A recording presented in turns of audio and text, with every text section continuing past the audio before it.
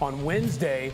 NOLA.com reported that Zion Williamson may need a second surgery on his right foot. Zion hasn't played a single game this season and has suited up only 85 times since being drafted in 2019. So, Wendy, I want to bring you back on this.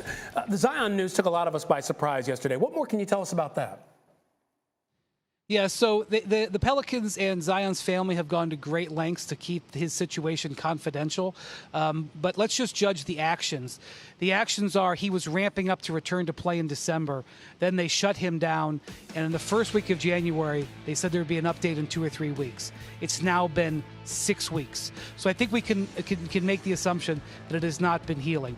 A couple of weeks ago, the coaching staff and the players became aware not to expect Zion back for the foreseeable future. So when they entered the trade deadline and made the big move for C.J. McCollum, they did that knowing that there was a good chance Zion wasn't going to be able to play in the short term and maybe the rest of this season.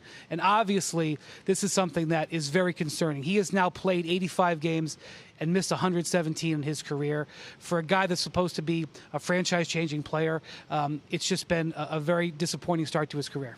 And so then, Wendy, that makes us look at Zion's future, because you look at this, you mentioned the trade, and they obviously have high aspirations in New Orleans, but why are the Pelicans in such a challenging position when you look at Zion and others? Yeah, Ryan, so this summer, Zion is eligible for a contract extension, and I'm sure he is interested in doing so. But how do you handle that for a guy who may not have even played a game this season and has missed the majority of his first 3 seasons? There is some history to this. Joel Embiid, for example, was injury-plagued early in his career, and the Sixers gave him a contract that had a bunch of triggers depending on games played. But it is not going to be just a guaranteed, let's give him a max contract, celebrate, and move on. That is something that, along with Zion's health, is something we're going to have to watch very closely as we head into the summer.